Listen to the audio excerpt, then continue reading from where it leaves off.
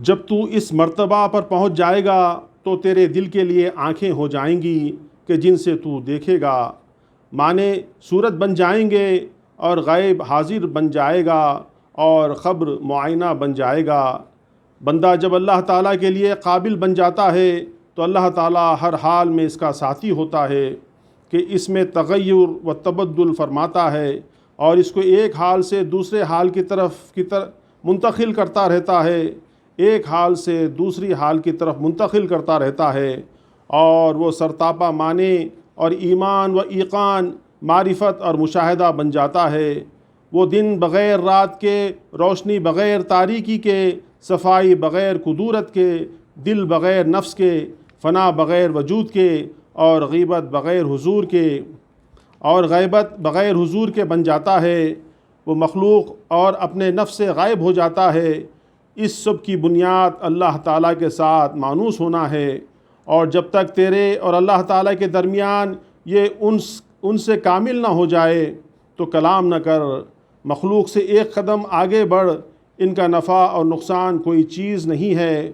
تو مخلوق کو جانچ چکا ہے، اور نفس سے ایک قدم پرے ہٹ، آگے بڑھ اور اس کی موافقت نہ کر، بلکہ اللہ تعالیٰ کی رضامندی کے لیے نفس سے دشمنی کر۔ تو نفس کو آزما چکا ہے۔ مخلوق اور نفس دو آگ کے سمندر اور ہلاکت کے جنگل ہیں۔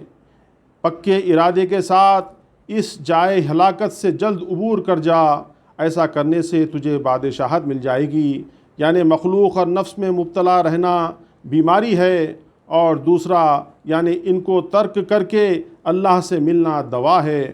اللہ تعالیٰ نے بیماری بھی اتاری ہے اور دوا بھی، اور تمام بیماریوں کے لیے دوائیں اللہ تعالیٰ کے قبضہ قدرت میں ہیں، جس کا اس کے سوا کوئی دوسرا مالک نہیں۔ جب تو توحید پر جمع رہے گا تو تجھے واحد حقیقی کے ساتھ انس حاصل ہو جائے گا۔ جب تو فقر پر صبر کرے گا تو تجھے غنا حاصل ہو جائے گی۔ پہلے تو دنیا کو چھوڑ، پھر آخرت کو طلب کر، پھر آخرت کو چھوڑ اور اللہ تعالیٰ کے قرب کو طلب کر، مخلوق کو چھوڑ اور خالق کے طرف لوٹا۔ تجھ پر افسوس ہے، تو سوچتا نہیں کہ مخلوق اور خالق، دنیا اور آخرت دونوں ایک دل میں جمع نہیں ہو سکتے۔ رات اور دن، سیاہی اور سفیدی دونوں ایک جگہ جمع نہیں ہو سکتے۔ یہ دونوں جمع ہو ہی نہیں سکتے، اور نہ ہی ان کا تصور ہو سکتا ہے، اور نہ یہ درست ہو سکتا ہے، اور نہ اس سے کچھ حاصل۔ یا تو مخلوق کو اختیار کر یا خالق کو، دنیا کو اختیار کر یا آخرت کو۔ ہاں، یہ ہو سکتا ہے کہ مخلوق تیرے ظاہر میں ہو اور خالق تیرے باطن میں، دنیا تیرے ہاتھ میں ہو اور آخرت تیرے دل میں، لیکن دونوں تیرے دل میں جمع ہو جائیں، بس یہ غیر ممکن ہے۔ تو اپنے نفس کے لیے دونوں میں سے جس کو چاہے دیکھ کر پسند کرے۔ اگر دنیا چاہتا ہے تو آخرت کو دل سے نکال دے، اور اگر آخرت چاہتا ہے تو دنیا کو دل سے نکال دے۔ اگر اللہ تعالیٰ تیرا مقصود ہے تو بس دنیا اور آخرت کو ما سوا اللہ تعالیٰ کے سب کو اپنے دل سے نکال دے، کیونکہ جب تک تیرے دل میں ذرہ بھی ما سوائے اللہ تعالیٰ کے ہوگا تو قرب خداوندی کو نہیں پا سکے گا، اور نہ انس ثابت ہوگا، اور نہ اس کی طرف سے تجھے سکون مل سکے گا۔ اور جب تک تیرے دل میں دنیا کا ذرہ بھی ہوگا تو آخرت کو نہ دیکھ سکے گا، اور جب تک تیرے دل میں آخرت سے ایک ذرہ بھی ہوگا پرکھنے والا تو بڑا قرب دانا خداوندی ہے۔ کو حاصل نہ کر سکے گا۔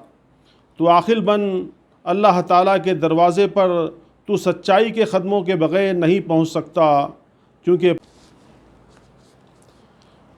تجھ پر افسوس ہے تو مخلوق سے پردہ کرتا ہے اور خالق سے پردہ نہیں کرتا۔ تجھے مخلوق سے پردہ کرنا کیا فائدہ دے گا؟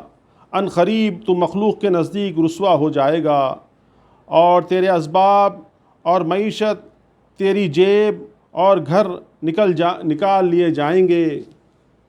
اے شیشے کے ٹکڑے کو اپنے کھانے کے برتن میں چھوڑ دینے والے، کھاتے وقت تجھے حقیقت معلوم ہو جائے گی۔ اے زہر کھانے والے، ان قریب اس کا اثر تیرے بدن میں ظاہر ہو جائے گا۔ حرام غذا کھانا تیرے دین کے جسم کے لیے زہر ہے، اور نعمتوں پر چھوڑ دینا تیرے دین کے لیے زہر ہے، یعنی نعمتوں پر شکر کرنا چھوڑ دینا تیرے دین کے لیے زہر ہے۔ ترک شکر پر ان قریب اللہ تعالیٰ تجھے محتاجی اور مخلوق سے بھیک مانگنے اور ان کے دلوں سے تیرے لیے شفقت و مہربانی اٹھا لینے کی ساتھ سزا دے گا۔ اے اپنے علم پر عمل کو چھوڑنے والے، ان قریب تجھے تیرا علم بھلا دے گا اور علم کی برکت تیرے دل سے جاتی رہے گی۔ اے جاہلو، اگر تم اللہ تعالیٰ کو پہچانتے تو اس کی جزا اور سزاؤں کو بھی پہچانتے۔ تم اللہ تعالیٰ اور اس کی مخلوق کے ساتھ اچھے ادب کا برتاؤ کرو اور بے فائدہ کلام کو کم کر دو۔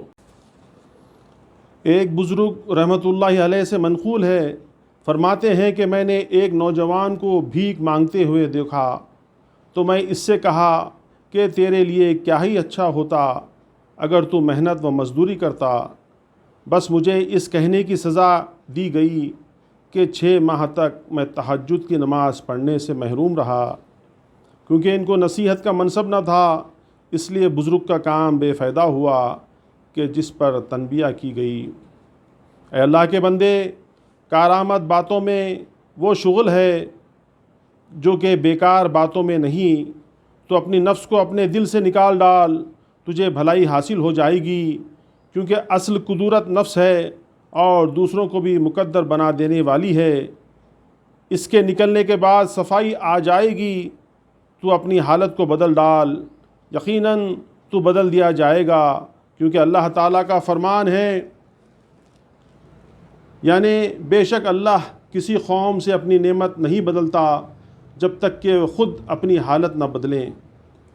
اے انسان سن، اے جماعت والو سنو، اے شریعت کے مکلفین، اے عاقلو، اے بالغو سنو اللہ تعالیٰ کے کلام کو، اس کی خبروں کو، اور اللہ تعالیٰ تمام کلام کرنے والوں سے زیادہ سچا ہے۔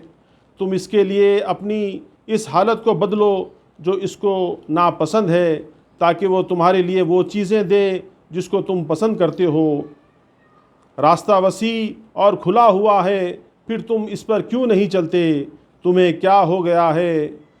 اے لولو، لنگڑو، اے اپاہجو، کھڑے ہو جاؤ اور اللہ تعالیٰ کے دامن رحمت کو پکڑو کہ اعمال صالحہ کرو۔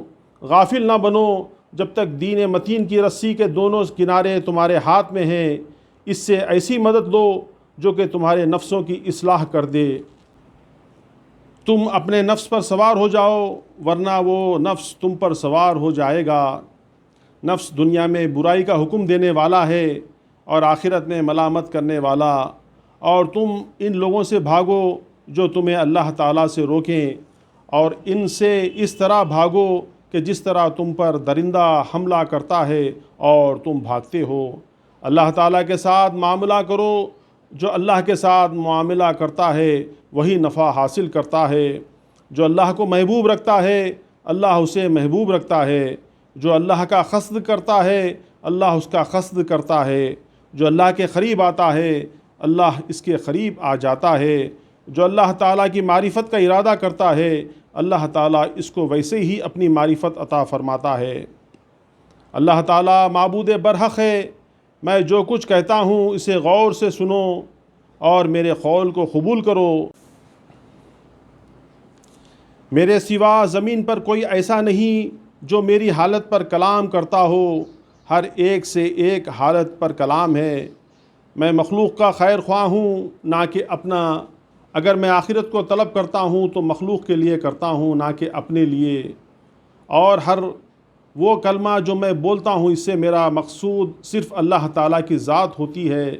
مجھے دنیا اور آخرت اور جو کچھ ان دونوں میں سے ہے مجھے اس سے کوئی غرض نہیں، اللہ تعالیٰ ہی میری سچائی کو جانتا ہے، کیونکہ اللہ علام الغیوب ہے، یعنی تمام غیبوں کو جاننے والا ہے۔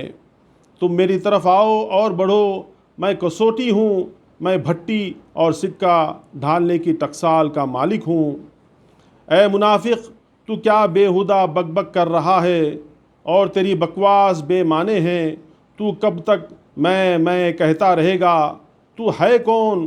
تجھ پر افسوس ہے، تیری نظر تو غیر خدا پر ہے اور تو کہتا ہے کہ میں اللہ تعالیٰ کو دیکھتا ہوں، اور تو غیر خدا سے مانوس ہے اور کہتا ہے کہ میں اللہ تعالیٰ سے انس کرتا ہوں، تو اپنے نفس کو اللہ تعالیٰ کی رضا پر راضی رہنے والا بنا، حالانکہ وہ ہمیشہ اعتراض کرنے کا عادی ہے۔ تو اپنے نفس کو صابر بتاتا ہے، حالانکہ ایک چھوٹا سا مچھر تجھے مضطرب کر دیتا ہے اور ناشکرا بنا دیتا ہے۔ بس جب تک تیرا گوشت مصائب و تکالیف کی کثرت سے مردہ نہ بن جائے کہ آفتوں کی خینچیاں اس کو کاٹ ہی نہ سکیں، اس وقت تیرا کلام کرنا ٹھیک نہیں ہے۔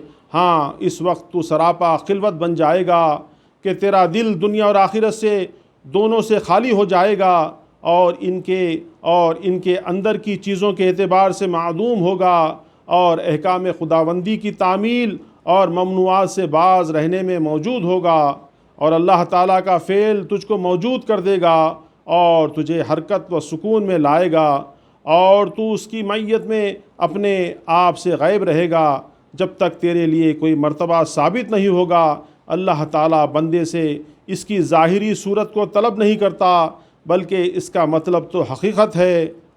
حقیقت توحید خداوندی اور اخلاص اور دنیا و آخرت کی محبت دل سے زائل کر دینا اور تمام چیزوں سے ایک سو ہو جانے کا نام ہے۔ جب بندہ حق کو مکمل طور پر یہ مرتبہ حاصل ہو جائے گا تو اس کو اللہ تعالیٰ محبوب بنا لے گا، اس کو اپنے قریب کر لے گا اور دوسروں پر اس کو بلندی عطا فرمائے گا۔ اے واحد، تو ہم کو موحد بنا اور مخلوق سے ہمیں رہائی عطا فرما اور اپنے لیے خالص بنا لے، اور ہمارے دعووں کو اپنے فضل و رحمت کی گواہوں سے صحیح و درست کر دے، اور ہمارے دلوں کو پاک کر دے، اور ہمارے کاموں کو آسان کر دے، اور ہمیں اپنا انس نصیب فرما اور اپنے غیر سے وحشت عطا فرما دے، اور ہمارے مقصد کو ایک مقصد بنا دے، اور وہ مقصد صرف تیری ذات پاک اور دنیا اور آخرت میں تیرا قرب ہو۔ دعا ہے، ربنا آتنا فی الدنیا حسنۃ وفی الآخرۃ حسنۃ وقنا عذاب النار۔ اے اللہ، ہمیں دنیا میں بھلائی دے اور ہمیں آخرت میں بھلائی دے، اور ہمیں دوزخ کے عذاب سے بچا۔ حضرت سیدنا غوث اعظم رحمۃ اللہ تعالیٰ علیہ نے 2 رجب 545 ہجری بروز منگل شام کے وقت یہ خطبہ مدرسہ قادریہ میں ارشاد فرمایا۔ وآخر الدعوانا ان الحمد للہ رب العالمین۔ السلام علیکم ورحمۃ اللہ وبرکاتہ۔